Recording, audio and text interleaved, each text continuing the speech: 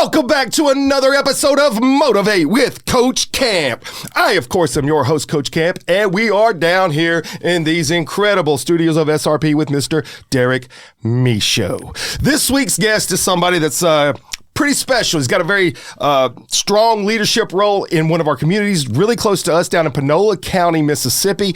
Came across this guy whenever I was down there giving a motivational speech to a football team. Got to know him just a little bit, found out that we had some common threads of friends, and hey, wanted to have him into the studio so we could talk about where that vision is for Panola County and what it's like being the sheriff of Panola County himself, get to know a little bit about him, his history, his background. I know you want to stick around. There's going to be a ton of information, but it's not just about Panola County. It is about leadership in our community and how we're able to connect with people as we move forward. So before we jump in to this week's topic with our guest, I'm going to ask you, stick around for just a second as we have a quick word from my sponsors. Hello, everybody. I just wanted to have a quick second to let you guys know how much it means to me that you are my sponsor. SRP Studios, The Real Hernando, The Rhythm Section, Hardwick, Heating, Cooling, and Air Quality, Estes, Grading, Hodge Homes, Adair, Honey Farm, Miss Hippie Eats, Phones R Us, Ross, Sod Farms and Landscaping, Ivy Rain, Women's Clinic, Tonic POS by Tyler Young, and Coffee Central. Thank you guys so much for being a sponsor. If you'd like to be a sponsor, go to my website now, motivatecoachcamp.com, and click on the button. Thank you. Welcome back, guys. All right, here we are. We are with Sheriff Shane Phelps of Panola County, Mississippi. How are you doing, sir? I'm blessed. Thank you for coming in. Man, thank you for having me. It's really hot outside. It's very hot. Yeah, so for you to be able to brave those elements right there. I'm ready for fall. Oh, me too. Me too. Look, I'm telling you what, you walk outside, you've only taken 2 breaths, sweat just running off of you. Yes. I'm doing too much. Yes. You know, Yes. I can't imagine. So being a sheriff's officer, obviously there is a call to service. Yes. You know, there is a thing called servant leadership. And that's a big thing that Coach Camp likes to hit on. I like to talk about individuals that are drawn to that line of service. I believe that is a DNA thing almost. It's not even something that you could just craft and cultivate. You have to have that feeling inside you to want to help others, put other people first. So that's why I know that this conversation is going to be super important. Before we jump all into it, though, I want to know a little bit about your background. So if you would, share with my listeners and viewers, where did you grow up? What was life like? Grew up in Batesville, east of Batesville, 315 for a while. Mom and Dad got divorced. We moved to town. Grew up in town, went to South Panola, graduated from there. And law enforcement is something that I always wanted to be in. Even from a kid? Even from a kid. Okay. Nothing else. And so I'm here living my dream. Wow. Right now. Did you have family members that were law enforcement? No, sir. Really? Wow. Really. And Chips Patrol, did that play into it? just a little bit. Okay, that's fair. A little bit. And so I went to Northwest for a semester, and the late Sheriff David Bryan, and late Chief Deputy James Rudd gave me an opportunity. Worked there for approximately 5 years. Left there, went to Is that down in Panola County? Yes, sir. Okay. Yes, sir. In Panola Sheriff's Office. Okay. Left there, went to Senatobia Police Department for about 8 months, and then I got accepted to the Mississippi Highway Patrol Class 56 in 2003. 2003. How old were you? 20. You asked me a question. I can't remember. It's all right. Early 20s. You didn't know that was coming. No, I didn't. Early 20s. Okay. And stayed there. Hard time, 15. I had 2 years built up with 17 to run for sheriff. It's something that I had planned to do when I retired, when I got my 25 So years. you went into law enforcement thinking long term, put in your time as a patrolman. When you get to the end of that rope, then transition over to sheriff. Yes, sir. So, all right, so let's pause right there for a second. So that is actually a long-term vision. I got to be honest with you, that's not always the norm. In fact, Right. A lot of the people that come in here, they have a heart to serve, and it may take them in a lot of directions. You have a lot of individuals go in the military, then they come out of that, they get into either law enforcement, fire, something like that, some other frontline service. So for you, straight out of the box when you're a kid, you're growing up, who are some of your influences then that made you think, man, I kind of would like to get into this line of work? The sheriff won, David Bryan, and then So even at a young age, you just sir. were connected to that guy. James Rudd, the chief deputy. Okay. When I was Joe Cosby, he got killed in the line of duty in Panola County years ago, and I was just a little kid, and our house got broken into, or somebody was trying to break into it. Raining one night, and somebody tried to break in the house. My dad was working night shift at Tennessee Gas. And Joe Cosby come out there, and I don't remember much about it, but one thing I do remember is me being scared as I was. He put me in this patrol car and took me down the driveway. We had a long driveway down to the main highway. And he put me in that car and just took a little time out to reassure me everything's going to be okay. And that's stuck with me all these years. So there it is. Yeah. That's the moment. That's the key moment. Look, so whenever I talk to guests, and I even think back on my own life, I remember moments where it was an influential moment that I went through. Maybe I wasn't thinking it that way at the time. I wasn't seeing it that way. But then as I look back on it, it was a connector of, wow, that really did make a difference in my life. Right. And so clearly you see immediately how one moment in time can change the trajectory of a person's mindset, heart, everything about them. That actually left such an impact on you that it started to cultivate that seed of wanting to go in that same line because you wanted to see yourself, I'm sure, be that same comfort to someone else down the road. It's funny because when I was probably 10 or 11, our house backed up to a field. I'm just correlating this because it is a moment that I just thought about when you said that. We're in a swimming pool. We had one of those above ground swimming pools, and I see some kids running out of this pasture behind us screaming. They done caught the field on fire, and there was this big hay roll on fire. And I can remember at like 11 years old, grabbing our water hose off the house, running into the field barefoot, trying to squirt water on it. That to me was not necessarily a premonition I would become a firefighter, but looking back on it, it's like I had that urgency to go put the fire out. And who knew? That's right. Who knew? And then you see what it transitions into. Sometimes that calling is there and we don't even recognize it. Something that little or that big could hit you. It absolutely could. Absolutely. So then you grow up and you said South Panola football. So I want to correlate that too, because I do feel like that leadership positions need to have hard structure. A lot of the individuals, not all, but a lot of the individuals I know that get to those leadership positions, they were a part of organizations or sports in particular that help mold and structure some of their mindset, their self-discipline. That helped them become the stronger, better person they needed to be for those positions. So South Panola, what year did you go there? Graduated in 96. Were you a part of the ESPN group? No, I was not. Well, I was there, they were, but I did not play. I got you. Yeah, that's South Panola's well known in the local area. Look, for some beast. They had some teams back in the day. Yes. How many years in a row? How many games? Like 200 and something games. Yes, and one of the coaches is my uncle, Coach Wright. He's the one that come in and took them, and then the coaches after that just kept on and kept on. So they were a beast. Yeah, they are. Could you attribute any of those moments to some of the structure that you have now back to those football days? No, because I really was not involved with the team itself. Of course, I was in the stands or went to the games or whatever. Yeah. But as far as being involved with the team, I got you. So, but you're involved with the team now. Oh yes. So that's the part of it too that I was leading toward, is the fact that I know that you're involved with the football. I don't know to what degree, but you were out there the other day when I come down, did a motivational speech for football players as they get their season started, and I got to tell you, man, whenever you have a group of individuals that all are very talented, getting them all to go in the same line and work together for the greater good, not for their personal good, that's not always easy. That takes some serious leadership skills to get them all to see things that way. It does. Is that something that you're able to impart on these kids now, just knowing what it takes to be able to get an entire agency of law enforcement to work together? Do you use some of those same tactics or skills to impart on those kids? Yes, you do. My boy's going into 10th grade, and he plays for the team, and so I'm really involved with that. And you can see, like his 9th grade year there, that the first couple of games the kids were not together, and towards the end of the season, they come together. 9th grade, they're still young and they're learning and everything, but they come together as a team. And after they come together, they were a beast. Yeah. Basically unstoppable. Yeah. Absolutely. And it comes to that. And that's what, with law enforcement, when I talk to my deputies, it's not about you. It's not about me. It's about us.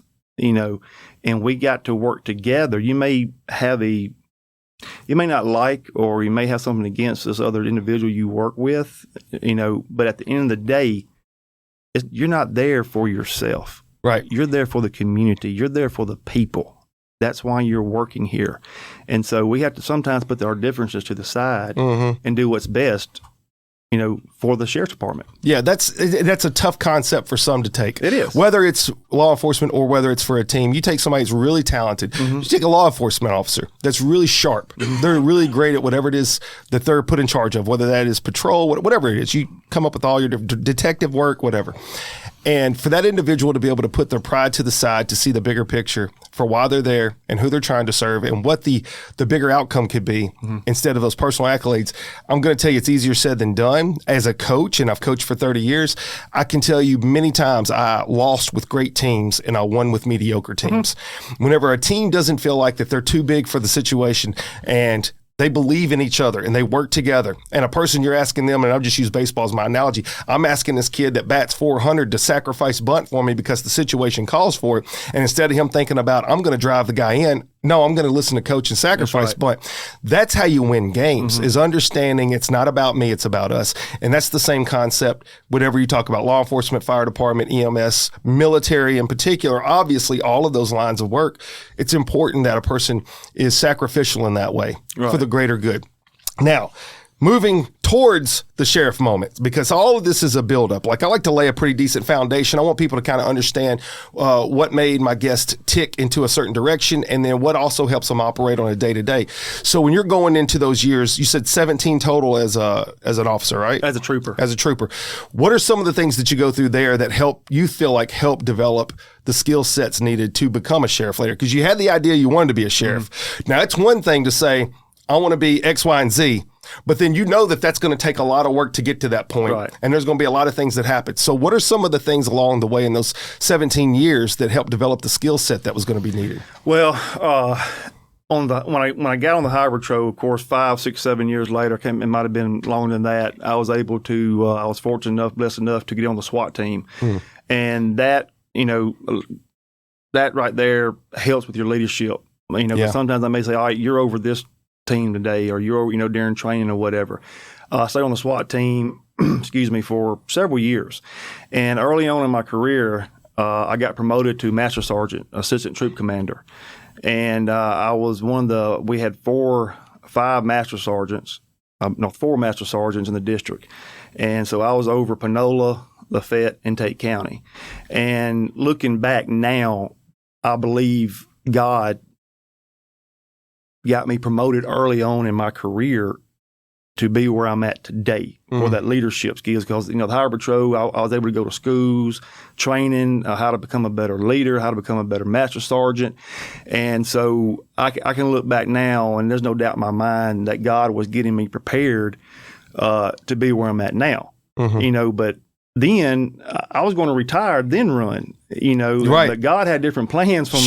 That takes faith. Oh, it does. It does. And then so we rock on to 2018, 2017. And I just, a lot of people started coming to me, wanting me to run in 2019. My wife was a circuit clerk at that time, and people were coming to her wanting me to run. And as time got closer, my wife and I was talking. We can't make this decision on our own. This has to be, God has to tell me to do this. Yeah. And so, I just put it in God's hands. And the amount of things that He showed me was just, no doubt in my mind, this is what He wanted me to do. I get chill bumps sometimes thinking about. Well, because you don't know, you know, but you don't know. That's right. You have the faith that what it is you're looking toward will have the purpose it needs to have, but you just don't know the outcome yet. You don't. And that's why faith is important. Oh, it is. Because it's impossible to do that with a good conscience if you don't have that. Well, now when you look back, you're like, wow. Well, yeah. When I knew that God said, hey, do it. Yeah. I knew it. I went to my wife and I said, Melissa, God wants me to do it. I'm doing it. And she said, it's kind of funny. We laugh sometimes. She said, all right, just go back in there one more time and get on your hands and knees and make sure you heard it. Just go back and make sure you heard it right. Make sure you heard it right, because my boy's graduating high school. I'm fixing to resign, because you have to resign from the Highway Patrol to run for political office. Quit your job. Oh, yes. To try to get a job. Yes, sir. And that's the biggest leap of faith. Did your bills get paused? No, that's the problem. Exactly. They still had to get paid. Everything's still there. Exactly. So that's the biggest leap of faith that I've ever taken in my life. Sure. And but looking back now, God provided. Yeah. He did. It was amazing. never went without. Isn't it funny, Sheriff, how, man, I wish there was a montage I could play right over the back of my shoulder sometimes, because you would be blown away.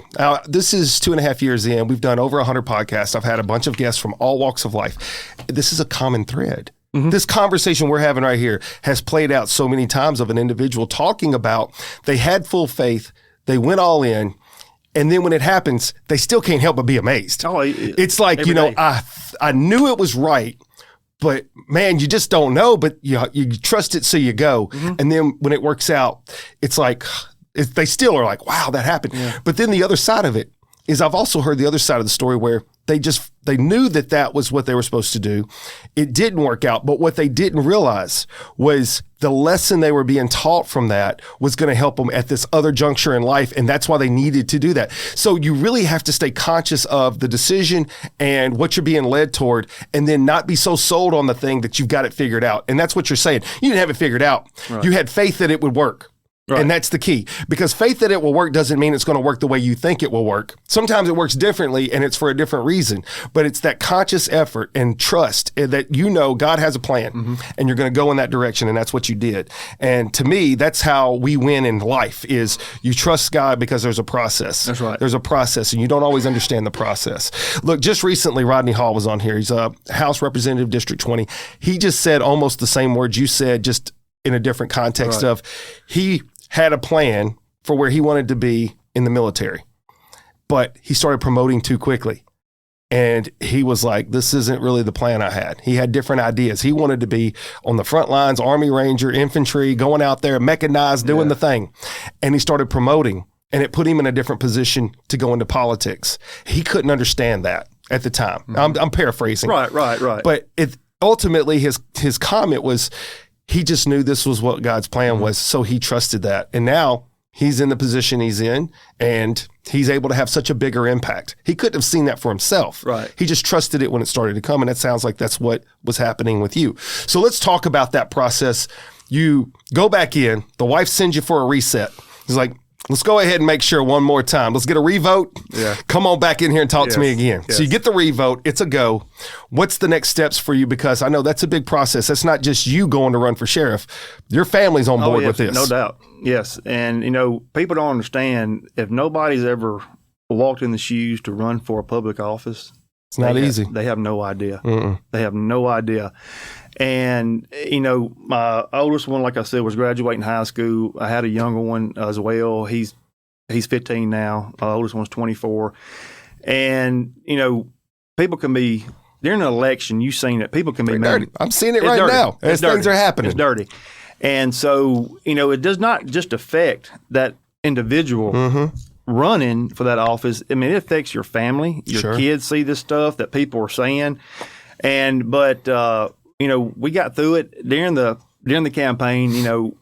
I knew that if I did not win, I knew that God had a door open for me. I knew there was something else there, that if this is not where, like you said a while ago, if he wanted me to go through this for some reason and not win, there was a reason why he wanted me to go. Yes. Sure. So I knew there would be a door open for me if I had not have won. But his plans were for me to win, and he blessed us. Yeah. So going through that with your family, they have to sign on. Oh, yes, no doubt.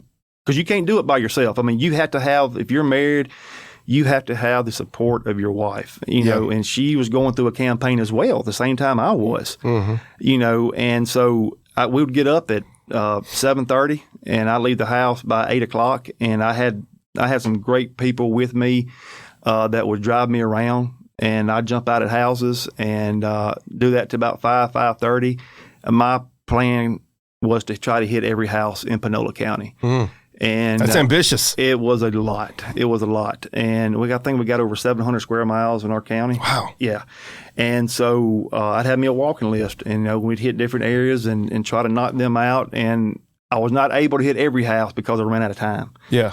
If you had a Fitbit, I bet you were crushing your steps. No doubt. I got chased by dogs. I got attacked by a rooster. A rooster jumped on my leg, cut me open. I know about roosters. I had some back in the day. Yes. Yeah. And so, but I'm telling you what, it was so fun because I met so many people. Even if my my opponent I was running against, if he had a sign in the yard, I would still go up there to that house and say, listen, I know you have so-and-so sign in your yard. I still want to come by and introduce myself to you. And 99% of the people were nice. I only had a handful of people that kind of, you know, didn't you see that sign or whatever? And I said, yes, ma'am, but I still wanted to come by, you know. But most of the people were super friendly. But I'm telling you, I met a lot of people. That's, you know what, I think that's one of the underthought of processes of politics is the amount of effort it takes by an individual to be able to get their name and people to know who they are. Now, granted, we have social media, right, which does definitely help spread the message a lot more than it did 25 years ago, for sure. But I've had several friends run for alderman, different positions, some running for mayor even. And that legwork, that time it takes, the effort, that has to come from a position that a person really wants to serve and help the community and create a better situation for the future. And you can't stay to it because it ain't the money. And it ain't any quote power. It is a grind, and it has to come from the heart. Oh, it does. And I know that the friends that I've had that's gone through those things, same thing. The attacks on the family. Robert Foster, friend of mine, his daughter and my daughter used to cheer together in high school. I don't know if you're familiar with Robert. He's he's a supervisor here in DeSoto County. I've heard his name. And he ran for governor, Mississippi governor, the time before with Tate Reeves and that. And I actually considered putting my name in the hat for this next governor's race because he's leaving. I went and talked to him. And my wife immediately said, no, you're not. You're not doing that for all the reasons you just said, because it is vicious. It is vicious. And, you know, it is what it is. They say, what is it? All's fair in love and war and politics. And so in that end, you have to sign on for that kind of stuff. So you went through the battle, you went through the fire. Now that you have gone through the other side and you're sheriff, what are some of the concerns you have? And this isn't, by the way, I want to make sure I preset this. This is not bashing on anyone. Right. This is legitimate. Like if somebody came in behind me into this podcast and took over this mic, there's a lot of things they could do better than I do. And I get that. And that's fine. I want them to have that vision. The goal is that the person coming in behind you is going to do a better job than you did. That's the hope, at least in my opinion. Right. That's right. So for you coming into office, what are some of your immediate concerns that you want to address that you see need some attention? We had to get the trust back with the community. That was one of the big ones. To get myself, my administration, my deputies out into the public, into the community, talking to them and gaining that trust back. That was one of the big ones. The deputies be seen out here riding on these county roads and, you know, not just sitting somewhere, you know, the office or wherever, being seen out here talking to people, you know, just getting that relationship built back up between the sheriff's office and the community. Yeah. And that's not easy to do anywhere in America. Right. Look, it's not a secret. I think we can talk on this. When it comes to public relations right now with law enforcement in general, there's been so much said, and I always do try to stay a little bit vague on it because I don't want to pinpoint things, but there's been so much said about defund police and we need less policing. Yes. Well, where do you think the crime comes from? The areas that have low police presence. Yes. We don't need less police. We need compassionate, caring police officers that have the right heart and mindset for what they're doing. That comes from leadership. That's obviously something you're talking about right here is you had to build the trust back with the community. So what are some of the things you guys did besides just being present and being seen out in public? One of the first things we did, we had community meetings at different fire departments. Most of them, we had a good crowd. Some didn't. You know, but that's one thing that we started is getting involved with these fire departments and having asking. You know, I was not there for them to hear me speak. I was there to listen to them speak. What was their complaints? What was their concerns? Because these people in these communities, they know their community better than we do. And so we wanted to hear what they had to say. That's a good point. You know, even, you know, we're 6 months to a year in, and even if they had a complaint about me or my department, I wanted to hear it because if I don't know what you're upset about, I can't fix it. Valid. I can't fix it. Yeah. You know, and I think that helped a lot. We really got big on social media, but that was one of my key things to start off with is getting involved. You know, going to some of these fire departments and having these these meetings with the people in the community. Community service is so key. As a firefighter, that's one of the things we would do too, is whether we're doing like a backpack drive starting in for school or going to a school and talking about fire safety and EMS safety, 911, et cetera. And I worked in South Memphis. And so we actually, at times I even question, but I'm like, no, it's appropriate. We're going into elementary schools and we're talking about shootings and stuff. And it just, sometimes it felt like too much, but at the same time you realize this is the world we live in and you got to have these conversations. Oh, it is. And that's something you brought, you said that, it made me remember. We started getting in these schools, going to the schools, talking to the kids. We had, 1 year we had a Citizens Police Academy. My lieutenant, Chancery Morris, with the CID, with the Detective Division, she started a kids camp. Nice. And I think we've had it every year. I think we've had it. Maybe the first year we didn't. Maybe I can't remember, but I know we've had it 4 or 5 years now. And we were having up to 100 kids at this camp. Wow, that's big. Yes, and for a whole week they were there. And to me, working with these young kids, and because you hear a lot of parents say, the police is bad. Sure. Don't talk to the police. They're bad, whatever. Well, you're working with these kids and starting a relationship at a young age. And then 10 years from now, something may happen, and they say, oh, I remember him. I remember her at the camp. They're good people. Let me go tell them what I know to help maybe solve a crime, something.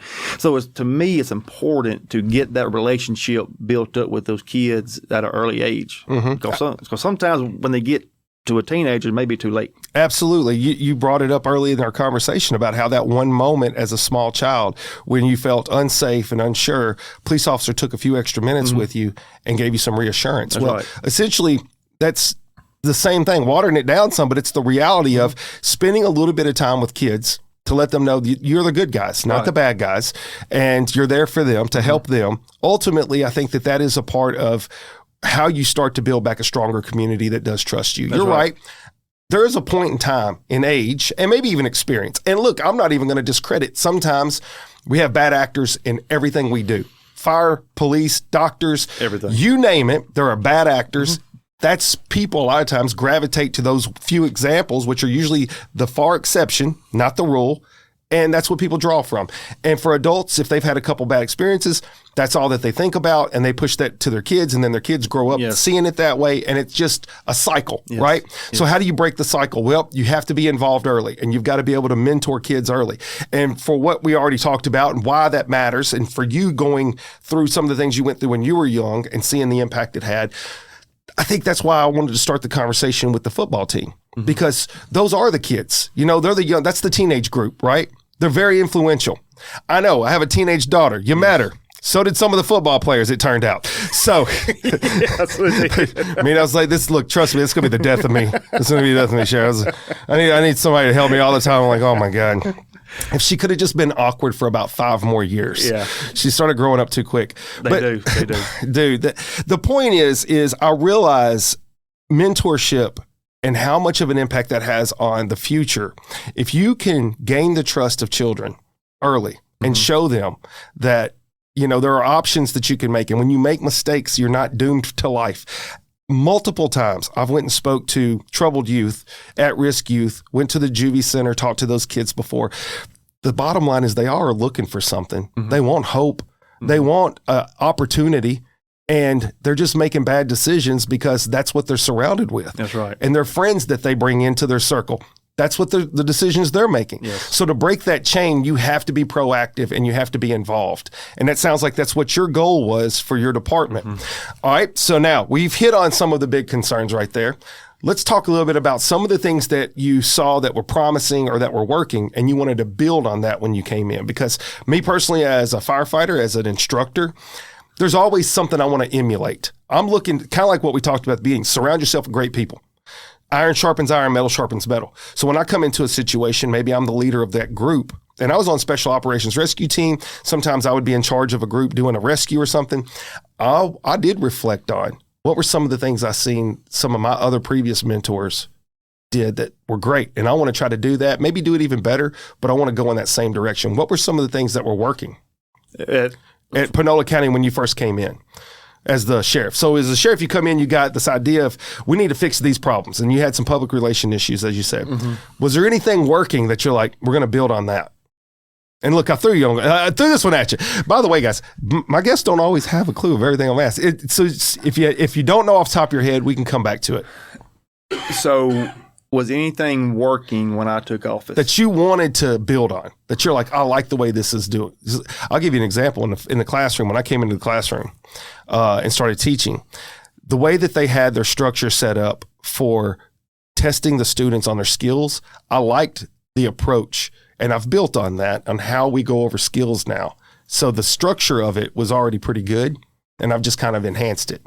Was there anything in the department that you're like, I like the way that they're doing this with our officers, or this training program's in place? When I took office, of course, you bring your own administration in and that kind of thing, and you do your, what you see, you may want to, get rid of that and bring this in. The task force was there, the narcotics task force, and I wanted to build it, more. The investigation division, I wanted to do that more, build it up more. Training, that's something that I'm very big in.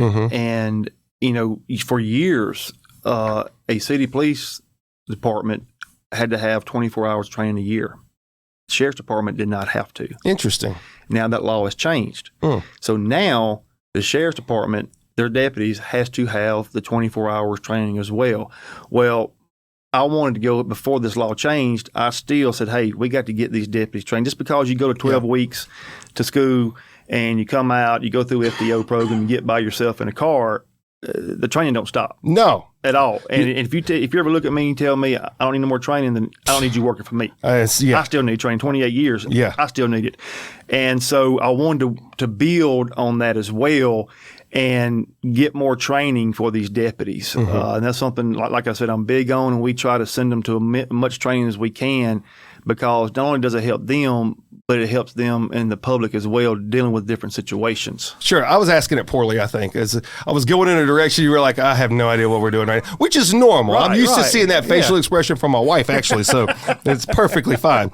I'm just curious, because usually anytime you take over something, there's going to be a lot of change, because you have your vision, whoever that is, and you're going to need things to work a certain way. But always, when you're going into something that's been established, it's not brand spanking new, there's going to be some things that work pretty well, and you just want to try to build on it. And some people don't like change. Some people don't like change. And that's something that we came in, we changed a lot. And some people that we kept from the prior administration did not like change, and so they're not there with us anymore. But, nothing personal. It's just, this is the way that I wanted our administration to run the department, and some didn't like it, and so they went to greener pastures, I guess you can say. I think that's fair, but it's kind of like that with everything in life. It is.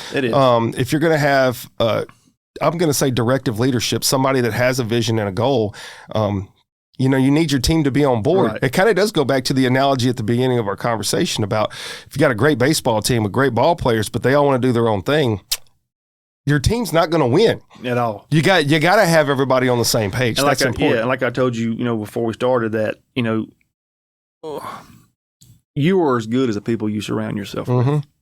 And if you got some people that's no good that surround yourself with, they're going to bring you down. Yeah. And if you got good people, they're going to take you up and the department up as well. And the people that I got surrounding me, you couldn't ask for a better administration. And that's what you hope for in anything that you do, is to be able to have a collaborative relationship with people that are looking out for one another, to be able to build the team stronger. And that actually is a great segue to my next question.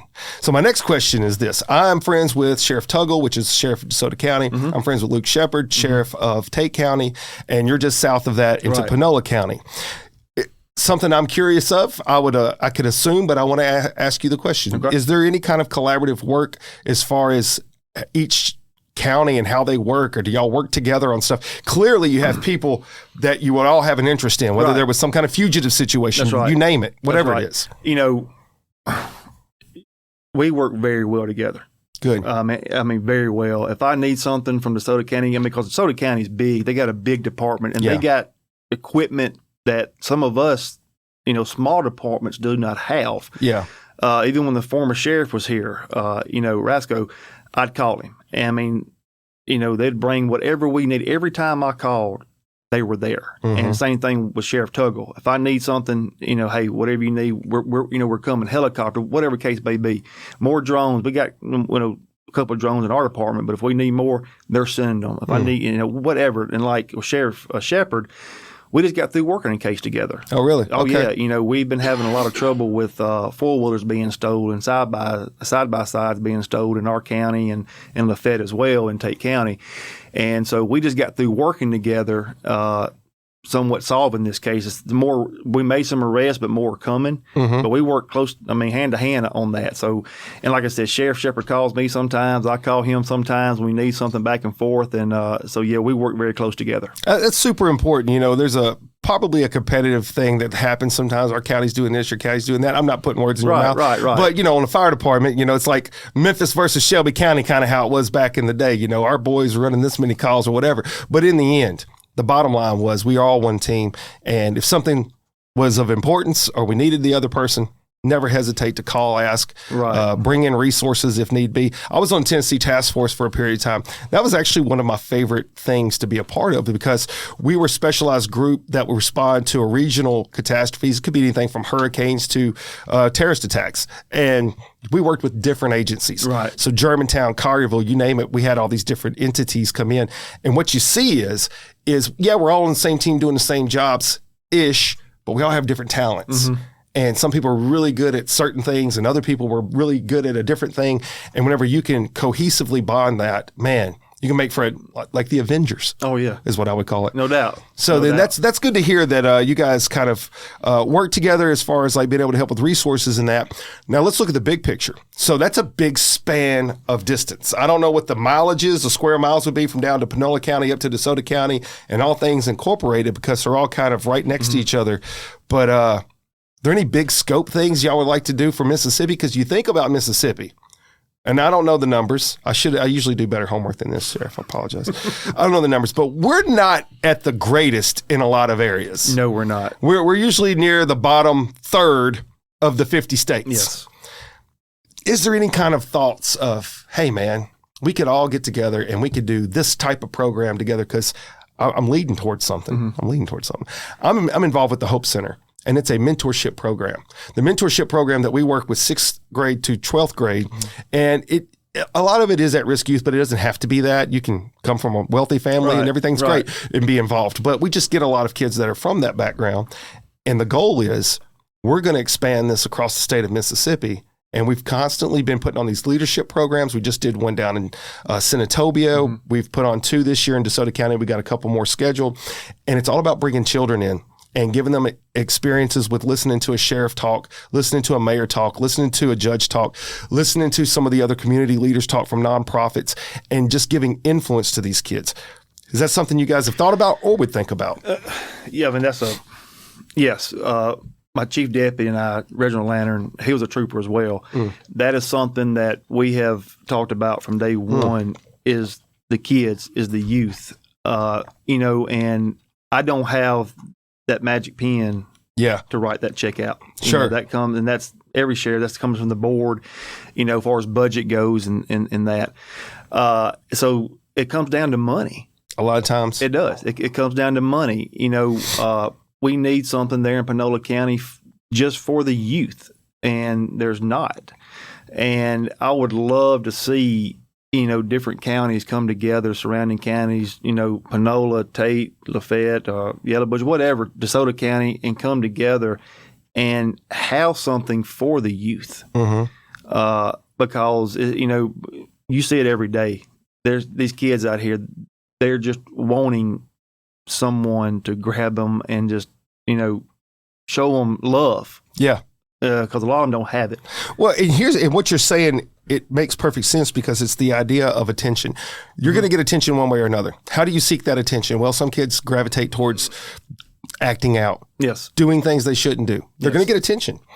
If you're giving them attention even if it's a stern, loving manner, ultimately that is what they still crave. It gives them better structure, which is a big part of why I got involved in the Hope Center myself. Obviously, your friend, and my friend Stacy Dodd, he's the guy that pulled me into this, and I'm so glad he did. That's one of the things that we want to try to do is continually expand the Hope Center, but it's not the Hope Center. It is the idea that this kind of thing can be a branch to so many other communities, and other people could take up the same type of torch and go forward with it. So eventually at some point I see us coming down to Panola County, by the way. We're going to be a part of that. Please come. It'd be awesome. And it's not something, it's not even a plug. It's just the reality. That's the goal, and that's what we're doing. But that's where I think we have the biggest chance to make a huge difference in communities and in society in general. So then here you are, my friend. How many years you been as sheriff now? This is going to my 6 year, second term. Okay. 6 years. How many years are you hoping to stay the course? If the Lord blesses me, I'd like to have 3 more terms. Three more. I'm looking at 62. I tell people that, they're like, "Oh no, you're not. You'll stay forever." Well, my buddy over here says, "Yeah, I'm staying forever." But I want to be able to enjoy what life I have left. If I'm still here at 62, and that give a chance for my wife and I to, travel, and she'll be retired and just travel and just see places we've never seen before. I love my job. I love this. I love working as a sheriff in Panola, and I just can't see myself doing anything else. So, but at the end of the day, it's in the hands of God, and if that's where God wants me, then that's where I'll be. If He don't, then He'll have another door open for me, and that's what I believe. And that's why you're here now. Yeah, that's how you got to where you are now. Is that same belief and faith? You just said something too. A lot of correlation happens on this table. Somebody will say something like, "Man, I feel you on that. I'm doing the same thing." Right. When I started out teaching, just a fun, relatable fact here. I had just retired from the Memphis Fire Department in 2016, and I got a phone call. Actually, no, it was an email. It was not a phone call. I'm old school, always think phone call. It was an email. And it was asking me if I had a game plan. And they said, "Hey, look, would you be interested in teaching at the college, Southwest?" I already had all my teaching degrees. I said, yeah, I would look at that. So I went into it, Sheriff, with a 1-year plan. 1 year. I was going to be a teacher for 1 year. I was going to get my physician assistance, and I was going to go and work in ortho. Because I've had 3 shoulder surgeries. I had this passion to help people with injuries, and all my stuff was firefighting. So my shoulders are jacked up. I'm like, I want to help other firemen that are hurt. Right. You know how you get pulled into something because you have the compassion yourself. You're like, I know what that means. The problem was God did not have that plan for me. That's right. And it's not a problem, by the way. That was just the reality. Yes. What I found was I was exactly where I was supposed to be, was in that classroom. That was where the influence was. That was where the impact was happening. And 1 year has now turned into 9 years. Wow. And when you ask me, if a person said, "Well, what about if Coach Camp blows up and you're everywhere? You're bigger than Theo Vaughn." I said, "Well, I guess if God still wants me at that college, I'm doing my podcast, I'm traveling and talking, and I'll be back in class on Monday morning." Right. That's the way it's going to work. Yes. So to the point, I don't really have a deadline. I can't tell you I'm going to teach for 10 more years. I don't know. I will be there until it no longer is the path I'm supposed to be on. That's right. So for you, sir, obviously you have a couple more terms that you would like to see come to fruition. Yes, sir. What are some of the goals for your future? What are some of the visions you have moving into the next phase? One of the visions that goals that we've been working on is we want a juvenile facility. Right now, when a juvenile gets in trouble, but there really is no place. We got DeSoto County; they stay full up here. Sometimes I've had to call Sheriff Tuggle and say, "Hey, can I please bring this kid up here?" Greenwood, Corinth, and that's a long way from Batesville. Yeah, and so you got to look at the gas. We got to pay for the kid over there, and some of these kids know this, and they know that unless it's major, they're going right back home. Yeah. You just don't have any place for them. There's no place for them. We can't take them, under 18, you can't bring them to the jail. And so that's something that we've come very close this past year to getting one. It just, again, I don't have that magic pen to say yes. And it became very close this year, but I'm hoping in the near future, I'd like to have a juvenile facility. And also, but not just a place to put the kids, and shut the door. I want to be able to have people there to mentor these kids because I've always said, hey, if you can save 1 out of 10, you've done something. Absolutely. You've done something. That's why I do what I do. Yes. Yeah, I agree with that thought process 1,000%. As a firefighter, you go into a house fire, you legit could die, but you do it because if you could save one person, that's why you do the job. It's your heart. It's not the idea of how many. It's the quality of the moment. That's right. And the same concept, right? So if you had an opportunity to be able to mentor these kids and you change the heart of one, the truth is you don't know whose heart you just changed. That person may go on to change thousands of hearts. You never know. That butterfly effect happens sometimes. That quick. It's amazing. You didn't even realize. Amazing. The seeds you just planted will change the lives of thousands, and I'll even go as big as millions. Yes. You just don't know. You never know. I mean, we have these social media, quote, influencers now. They'll have 5 million followers, and all they did was just start putting out a positive word. Yes. And they were just Joe Schmo nobody in a small town. Yes. You know, so it's really can't undervalue what you end up doing in a moment, because that moment may play so much bigger later anyways. You know, I think about, TikTok and Facebook and I share a lot of Philip Anthony Mitchell, preacher. I noticed that. And, and to me, sharing that, you never know where that one person is, on the verge of suicide or whatever So case true. may be. You just never know. And they're on TikTok scrolling through or Facebook, and boom, they hear something from Pastor Mitchell. You could save that person's life. Yeah. But you'll never know. Yeah. You never know. But to me, and that's why I do that, because, he has a good message. He puts out a good message. And hopefully somebody else that needs to hear that message that normally would not hear that, maybe can help them. Oh, I agree 100%. That's, you do become the thing that you put in your mind. Mm-hmm. The more you listen to something or watch something, the more that becomes ingrained in your subconscious. That's how you see things. That's how you start to mold the way that you react to things. When I drive down the road, true facts, so true. My wife gets annoyed. I will listen to talk radio. I'm old, so I listen to talk radio sometimes. And then if I'm putting on something, it is usually a motivational speaker, or it's even some of my old speeches, because I want to remind myself of the course I'm on. Because I've put out hundreds of videos and I talk about all kinds of stuff. Everything from it's okay to not be okay to, molding a better mindset. I speak on these things because it's truly who I feel like I need to be to other people as much as I need to be that to myself. So when I listen to the messages back, it reinforces that mindset, that thought process. It has to be conscious. And, anyways, I'm just saying, I think the same thing. You never know who's going to come across one of my things. Yeah. And that might be the message they needed in the moment. And if I never know, that's okay. Yes. I hope that I can be that to somebody. It's funny because I'm not a great investigator. That's why I was a firefighter. But I always try to do a little research on my guests, so I have some common threads to talk about.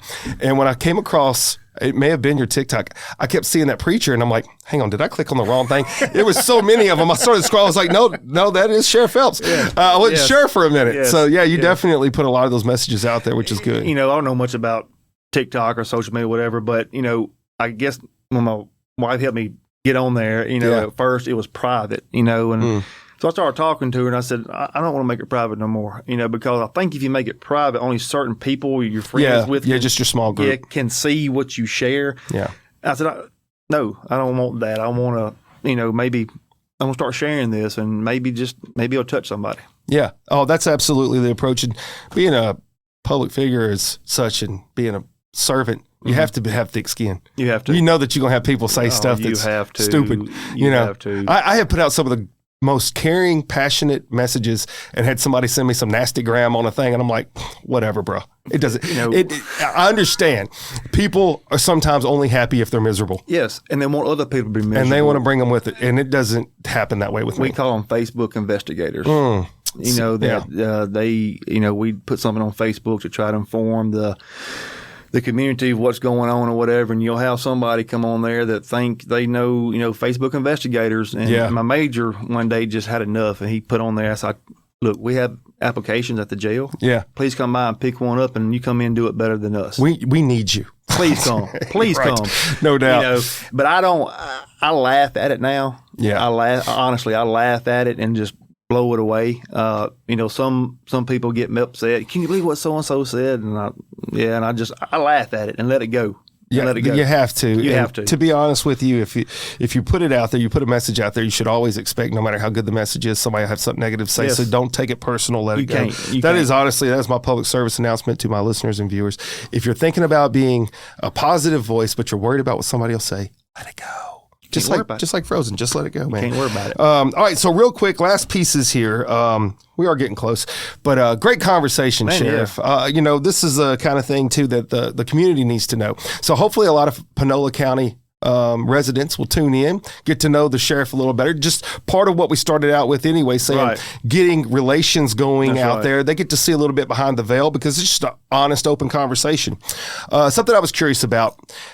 We talked a little bit about this before we started the show, and that is technology, how it's molding the future of life. In fact, don't get me to lying on this. There was some big funding package that just passed by President Trump for AI and everything. And let's just face it, there are those moments in life, like it or hate it, it's happening. It's going to happen. It's going to happen. It's going to happen. From radio people to all of a sudden there's a TV. Hey, if you don't like it, radio people, too bad. TVs are here. That's right. One day you have CDs. Now all of a sudden you got music everywhere in the world. That's right. So you can't change some things from happening. So you have to just try to think about how are you going to adapt to it? Because I think that's a lot of life anyways, is adapting. How do you see some of the technologies that are coming your way either going to affect good, bad, or indifferent on the sheriff's department?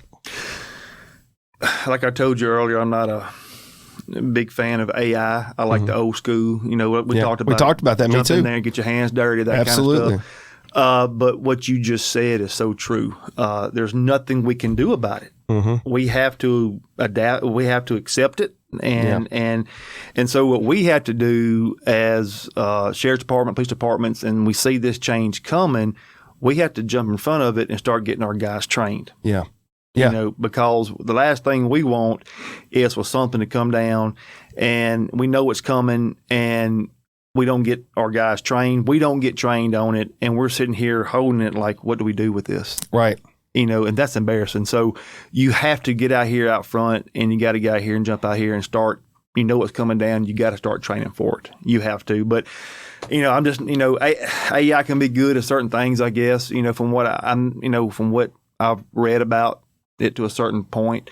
But I'm just old school. Me too. I've only used AI in a few things, and that's like writing up something that, maybe it's at length. It keeps me from sounding like the redneck idiot that I really am underneath. That is awesome. That part's good. That is good. I'll read it back. I'm like, man, I couldn't have written it like that ever. Yes, that is good. That part's nice, but you're right. And there's a lot of ways now that they can manipulate information, changing the look of someone. Yes. I mean, just the structure of a person's face to their voice. There's so many things now they can manipulate that can be so altered. It can make it really tough on investigating, I imagine. Oh, it can. It can. And even setting somebody up. Like I told you earlier, they could put his face out there and he's somewhere 100 miles away, and so it can be leading to that, setting somebody up. And it's, you really got to know what you're looking at, because you get on Facebook and some of these reels they have on Facebook or even TikTok and it's AI generated, and at first you're looking and you're like, oh my gosh, but then you start looking more and more at it. It's AI. You have to do the sniff factor. And if you don't have enough years of experience behind you, your sniff factor's behind. Yes. It's like the other day, and I just used one of these examples, and I have some friends that I'm shocked. I am shocked that they'll post something and think it's real and be like, can you believe that? I'm just like, it's not real. No, I don't believe it. There was a video of a gorilla that had picked up a kid. I saw that. And gave it to the mom. I saw that. And people are just tripping about that. I'm like, oh, how sweet. Do you think there's a zoo in the world where there's a 5-foot fence that a gorilla can reach over to another person? Exactly. That's not real, boys and girls. No. Doesn't pass the sniff test. At all. But unfortunately, what you're saying is the video, and it's true, it looks so realistic. It does. I remember the first time that, and I say it's the first time, let me back up. I don't want to act like I know that. I remember the first time that I saw something that looked real, but immediately I knew it wasn't real, and then it came out it wasn't real. But my dad, bless his soul, this is 2016, 2017, somewhere in there, it's some years back. It's a video of Bruce Lee with some nunchucks playing ping pong with his nunchucks, hitting the ball. And my dad's like, did you see this? I'm like, Dad, that's not that's not real. Yes, it is. How they did it. And he couldn't figure out how did they make that video look so real. But this is over 10, maybe almost 10 years ago, but it was shocking. Yes. And to think that's only getting better. Yes. It's scary. It is scary. It's scary. So, it's scary. So to that point, here's my public service announcement to all the potential recruits out there. Go into AI, because just like Sheriff said, you can't fight it. So the best thing to do is prepare for it. And that means you're going to need law enforcement officers that are high-tech generated, that know how to read these things, be able to interpret, break it down. And there's going to be a lot of career fields opened up because of this, for sure. Oh, definitely. Yeah, definitely. me, I'm not there. I'm glad that I'm a Gen Xer. Right. And played Nintendo, and I'm maxed out on my tech. I'm right there with you. That's it. So that's all I got. All right, as we wrap up here, sir, I think we've covered a lot of really good material. I think we have too. I think that you've given a really good breakdown about why you got into where you're at now, what your hope and goal is for the future, where some of your concerns lie, and how you're going to be able to implement that and make it better for the future as you go forward as a Panola County Sheriff. I like to give my guest an opportunity at the end to impart any words of wisdom, thoughts, concerns, anything you would want to share with people out there from either a personal perspective or your professional perspective. It doesn't matter. This is your moment.